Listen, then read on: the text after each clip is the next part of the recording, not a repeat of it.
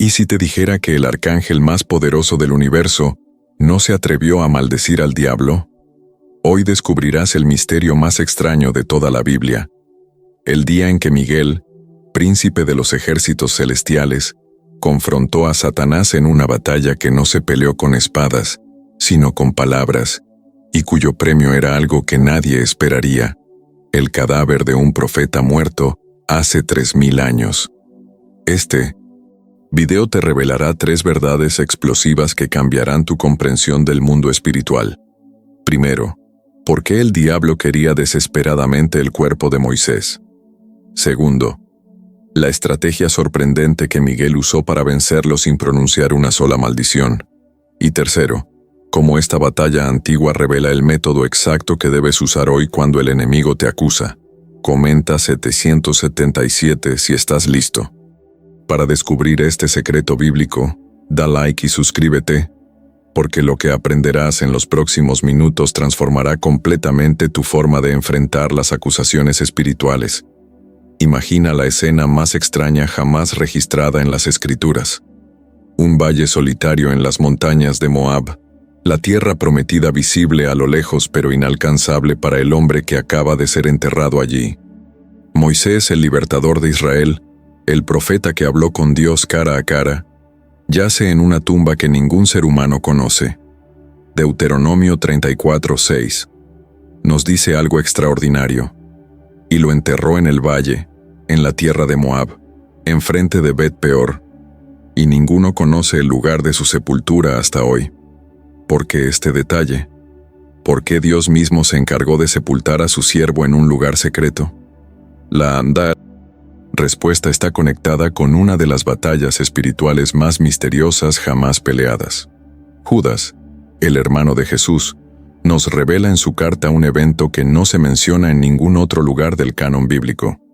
Pero cuando el arcángel Miguel contendía con el diablo, disputando con él por el cuerpo de Moisés, no se atrevió a proferir juicio de maldición contra él, sino que dijo: «El Señor te reprenda», según Judas 1:9.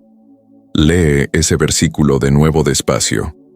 El arcángel Miguel, el comandante de los ejércitos celestiales, el mismo que lideró la batalla contra Lucifer cuando fue expulsado del cielo, el guerrero angelical más poderoso de toda la creación, no se atrevió a maldecir al diablo. ¿Por qué? ¿Qué clase de disputa era esta que requería tal restricción? ¿Y por qué demonios Satanás querría el cadáver de un anciano de 120 años? Aquí está la primera clave que debes entender. Esta no fue una batalla física. No hubo espadas flamígeras chocando en el aire. No hubo truenos celestiales ni relámpagos de juicio. Fue una disputa legal, un argumento, una controversia de naturaleza judicial que se desarrolló en los tribunales invisibles del mundo espiritual. La palabra griega usada en Judas es diácrino, que significa disputar, contender, argumentar en un contexto legal. Satanás no vino como guerrero. Vino como fiscal, como acusador, ejerciendo el papel que Apocalipsis 12:10 le asigna. El acusador de nuestros hermanos, el que los acusaba delante de nuestro Dios día y noche. Y tenía un caso que presentar contra Moisés. ¿Cuál era la acusación? Las Escrituras no lo detallan explícitamente, pero podemos reconstruir el argumento de Satanás basándonos en la vida documentada del profeta. Moisés había cometido al menos 2 pecados graves que están registrados en la Biblia. Primero, cuando era joven en Egipto, asesinó a un egipcio y escondió su cuerpo en la arena según Éxodo 2:12. Segundo, en Meribá, desobedeció directamente a Dios golpeando la roca 2 veces en 1900 en lugar de hablarle, y por ese pecado específico se le negó la entrada a la tierra prometida, según Números 20:11-12. Deuteronomio 32:51 es devastador en su claridad. Por cuanto prevaricasteis contra mí en medio de los hijos de Israel junto a las aguas de Meriba de Cades en el desierto de Sin, porque no me santificasteis en medio de los hijos de Israel. Estos no eran pecados menores. Eran transgresiones serias con consecuencias eternas. Y aquí está donde Satanás construyó su caso legal. Si entiendes la naturaleza del acusador, comprenderás su estrategia. El diablo es el maestro de la letra de la ley, sin el espíritu de la gracia. Romanos 6:23 declara sin ambigüedad, porque la paga del pecado es muerte. No dice la paga de algunos pecados, o la paga de los pecados pequeños. Dice, el pecado, cualquier pecado, todo pecado. Y Moisés era pecador. Había transgredido la ley de Dios, había derramado sangre inocente, había deshonrado al Señor frente a toda la congregación. Por lo tanto, según la justicia estricta de la ley, Moisés merecía la muerte eterna, la separación permanente de Dios, el destino de todos los transgresores. Satanás vino al valle de Moab con este argumento, legal perfectamente construido, reclamando que el cuerpo y el alma de Moisés le pertenecían por derecho de conquista. Pero había algo más que el diablo quería además de simplemente ganar un caso legal. Satanás deseaba el cuerpo físico de Moisés por una razón específica y siniestra. Si pudiera tomar posesión de ese cadáver, si pudiera controlar el lugar donde yacía el libertador de Israel, podría convertirlo en un objeto de adoración idólatra. Piénsalo. El pueblo de Israel ya había demostrado su tendencia a la idolatría una y otra vez. Habían adorado al becerro de oro apenas 40 días después de ver la gloria de Dios en el Sinaí. Habían adoptado los dioses de las naciones vecinas repetidamente a lo largo de su historia. ¿Qué harían si conocieran el lugar exacto donde estaba enterrado el profeta más grande que jamás había existido? La respuesta es obvia. Convertirían la tumba en un santuario. Harían peregrinaciones, ofrecerían sacrificios, adorarían la memoria de Moisés en lugar de adorar al Dios de Moisés. Y Satanás, el maestro del engaño, usaría esa idolatría para destruir espiritualmente al pueblo que Moisés había pasado 40 años guiando hacia la libertad. Esta es la genialidad perversa del enemigo. Torcer incluso las cosas buenas en ídolos que nos separan de Dios. Por eso Dios mismo enterró a Moisés en secreto. Por eso ningún humano conoció jamás el lugar de su sepultura. Y por eso, cuando Satanás llegó a ese valle oculto para reclamar su premio legal y su trofeo estratégico, encontró a alguien esperándolo. Miguel el arcángel estaba allí, no por casualidad, no como observador pasivo. Había sido enviado por Dios con una misión específica: resucitar a Moisés y llevarlo al cielo. Sí, leíste correctamente. La razón por la cual Miguel disputaba por el cuerpo de Moisés es porque tenía órdenes divinas de devolverle la vida al profeta. Y aquí está la evidencia que confirma esta teoría. Aproximadamente 1500 años después de la muerte de Moisés, en 1900, una montaña llamada Tabor, 3 discípulos presenciaron algo imposible. Jesús se transfiguró delante de Pedro, Jacobo y Juan, y 2 figuras aparecieron conversando con él. Mateo 17:3 registra el momento. Y he aquí les aparecieron Moisés y Elías, hablando con él. Moisés estaba vivo. No era un fantasma. No era una visión simbólica. Era el mismo Moisés, físicamente presente, conversando con Jesús sobre su próxima muerte en Jerusalén, según Lucas 9:30-31. ¿Cómo llegó Moisés al cielo si había muerto y sido enterrado? La única explicación posible es la resurrección. Miguel fue enviado a ese valle en Moab para realizar el primer acto de resurrección individual registrado en la historia espiritual, un anticipo del poder que Cristo ejercería siglos después cuando llamara a Lázaro de la tumba. Moisés sería levantado de entre los muertos, llevado al cielo, y preservado allí como testimonio viviente de la gracia que triunfa sobre la ley, del perdón que vence la acusación, de la misericordia que supera el juicio. Y Satanás, comprendiendo las implicaciones de esto, se opuso con cada argumento legal que pudo reunir. Ahora entiendes por qué esta disputa era tan crucial. No se trataba solo de un cadáver en un valle olvidado. Era una batalla por el precedente de redención. Si Satanás ganaba, establecería el principio de que la ley sin gracia tiene la palabra final, que el pecado marca permanentemente incluso a los siervos más fieles de Dios, que la acusación legal es más poderosa que la promesa divina. Si Miguel ganaba, se establecería el principio opuesto, que la gracia de Dios es más grande que nuestros pecados, que la misericordia divina puede rescatar incluso a aquellos que fallaron, que el amor redentor del Creador trasciende las demandas estrictas de la justicia. El destino de Moisés era secundario, el principio en juego era eterno.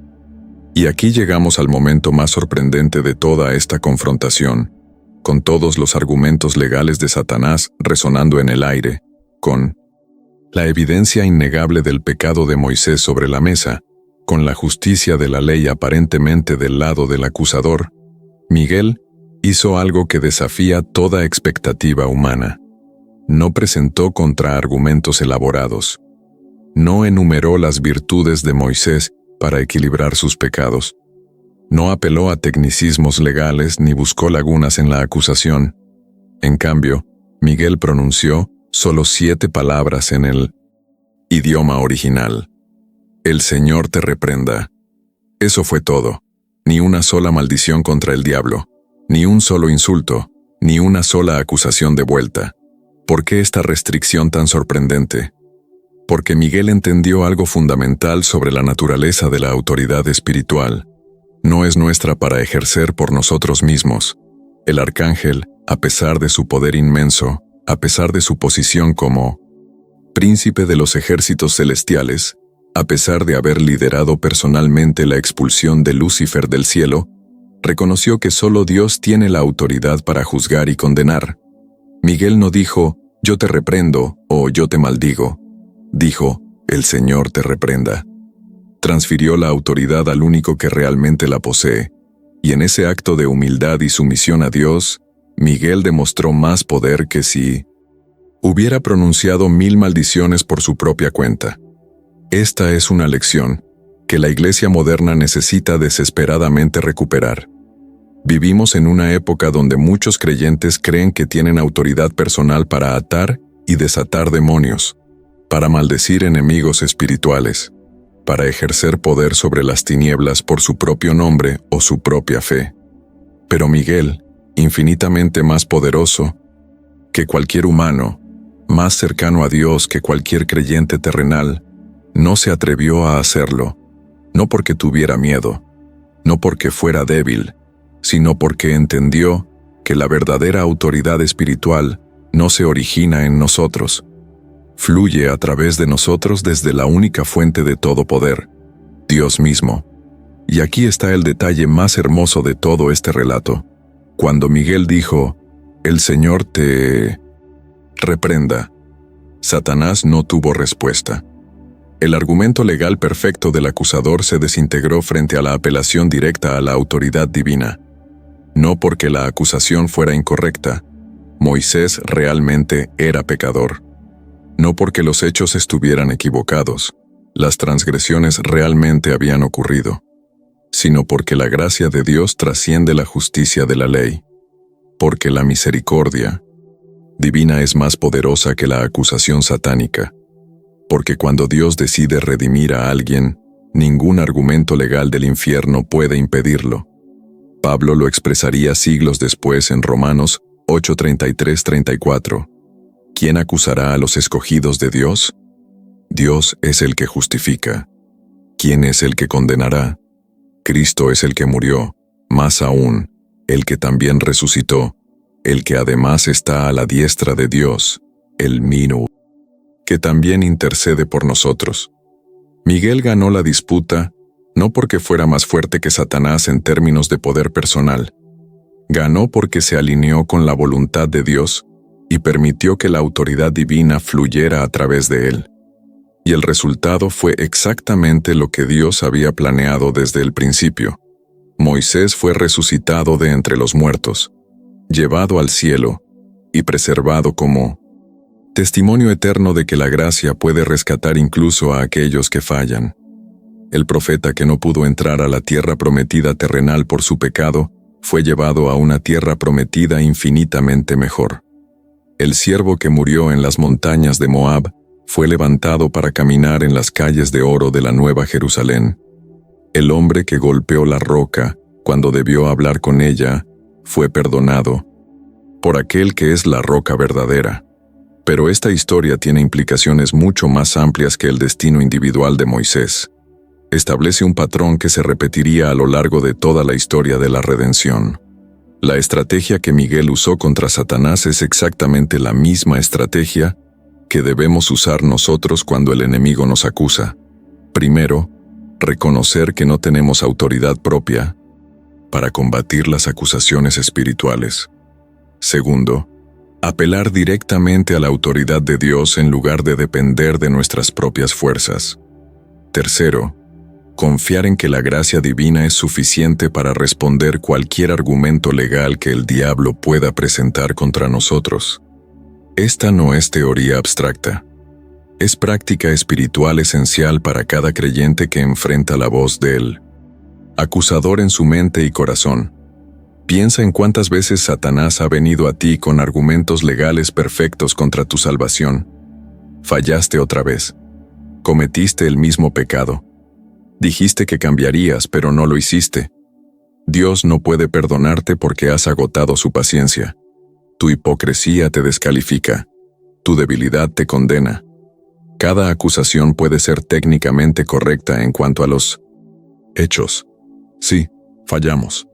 Sí, pecamos. Sí, caemos repetidamente. Pero la respuesta no es argumentar con el acusador en sus propios términos.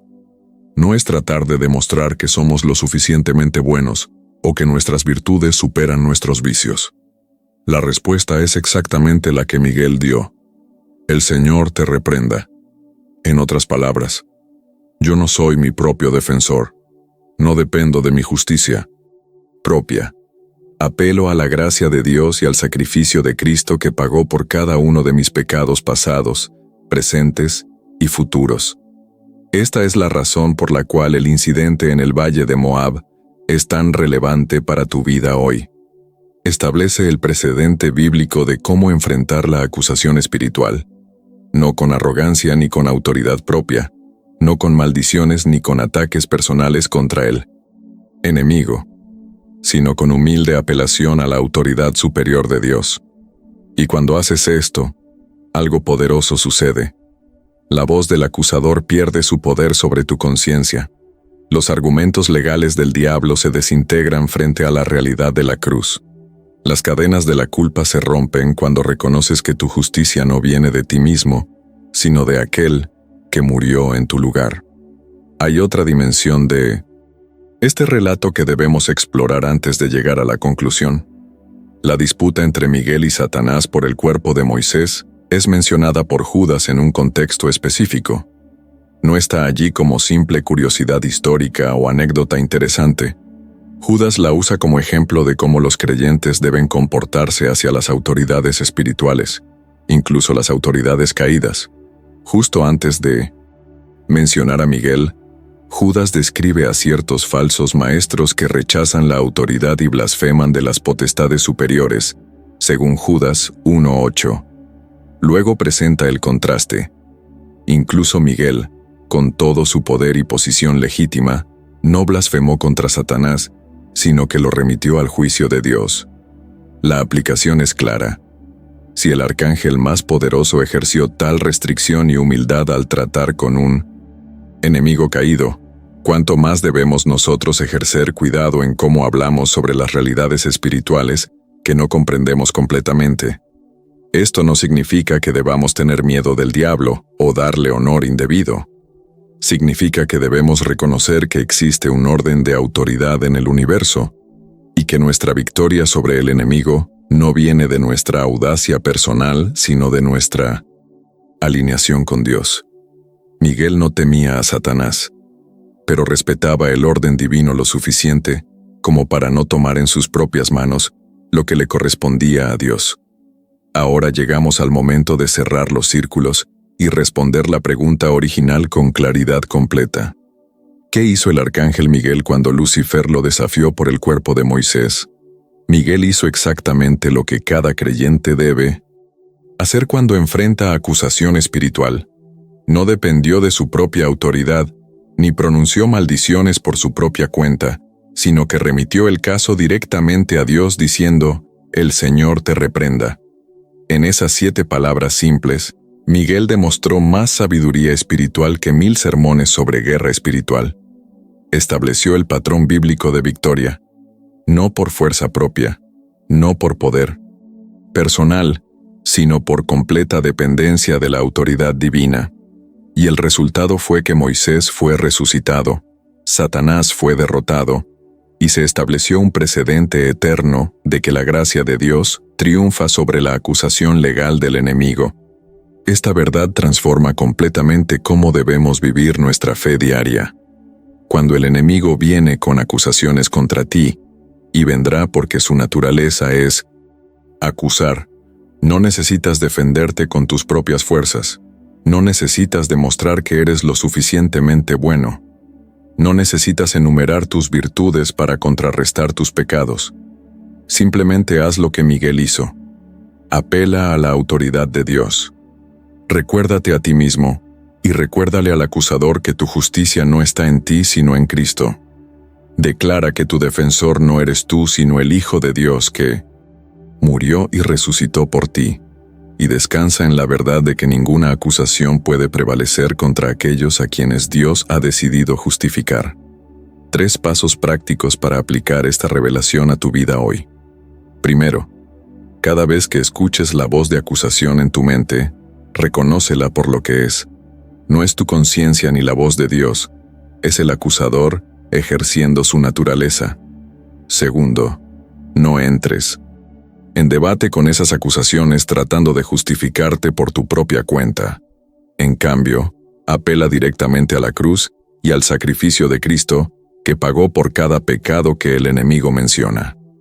Tercero, practica la humildad de Miguel, reconociendo que no tienes autoridad propia sobre el reino espiritual, pero que tienes acceso completo a la autoridad de Dios a través de Cristo.